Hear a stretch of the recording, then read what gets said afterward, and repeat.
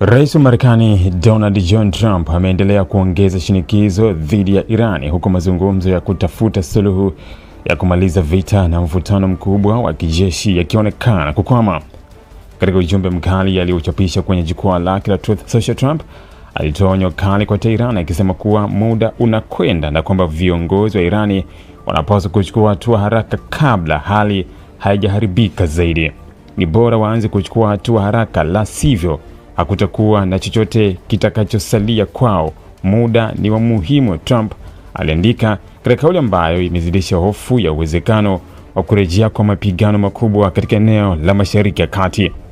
Kauli hiyo ilikuja wakati Trump alipotarajiwa kufanya mazungumzo muhimu na waziri mkuu wa Israel Benjamin Netanyahu jana Jumapili, huku viongozi wawili wakijadili hali ya usalama katika eneo hilo pamoja na mustakabali wa mazungumzo yanayohusu Iran, Israel na makundi yanayoungwa mkono na Tehran.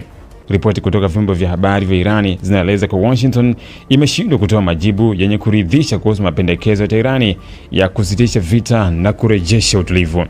Kwa mujibu wa shirika la habari la Mehri, viongozi wa Irani wanaamini kuwa majibu ya Marekani hayakuwa na dhamira ya kweli ya kufikia makubaliano ya maana, jambo ambalo limeongeza uwezekano wa mazungumzo haya kukwama kabisa. Mvutano huu umeongezeka baada ya Trump kusema mapema wiki hii kuwa juhudi za kusitisha mapigano zilikuwa katika hali mbaya sana ya kuendelea kuwepo, akisisitiza kuwa baadhi ya matakwa yaliyowasilishwa na Tehran yalikuwa hayakubaliki kabisa.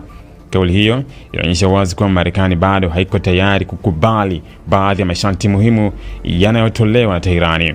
Kwa upande wa Iran, msemaji wa Wizara ya Mambo ya Nje Ismail Baghaei alitetea mapendekezo ya nchi yake akisema yalikuwa ya uwajibikaji na ya ukarimu, huku akisisitiza kuwa Irani imeonyesha utayari wa kweli wa kutafuta suluhu ya kisiasa badala ya kuendelea na vita. Kwa mujibu wa shirika la habari la Tasmin, mapendekezo ya Irani yalikuwa na vipengele kadhaa muhimu vilivyolenga kusitisha mapigano katika eneo lote. Tehran ilitaka kusimamishwa mara moja kwa mashambulizi yote ya kijeshi, ikiwemo operesheni ya Israel dhidi ya kundi la Hezbollah nchini Lebanon.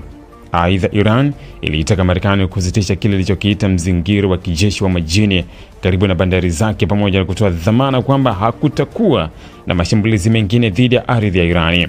Masharti hayo yalionekana kulenga kuzuia uwezekano wa Marekani au washirika wake kufanya operesheni mpya za kijeshi katika Ghuba ya Uajemi. Mapendekezo hayo pia yalidaiwa kujumuisha madai ya fidia kwa uharibifu uliosababishwa na vita na mashambulizi ya hivi karibuni, huku Tehran ikisisitiza mamlaka yake juu ya mlango wa Hormuz, njia muhimu sana ya biashara ya mafuta duniani. Mlango huo wa bahari ni moja ya maeneo nyeti zaidi duniani kwa usafirishaji wa nishati, na mvutano wowote katika eneo hilo unaweza kuathiri bei ya mafuta na uchumi wa kimataifa. Wakati huo shirika la habari la France liliripoti kwamba Marekani imewasilisha masharti matano kama sehemu ya majibu kwa Tehran. Miongoni mwa masharti hayo ni kuitaka Irani kubakiza kituo kimoja cha nyuklia kikiendelea kufanya kazi, huku shughuli nyingine zikisitishwa au kufungwa kabisa. Ili kuwa mwanafamilia bora wa Global TV, usisahau kusubscribe, like, kushare na kucomment. Baada ya kusubscribe, bonyeza alama ya kengele ili kupata taarifa kwa kila video inayopanda Global TV Online.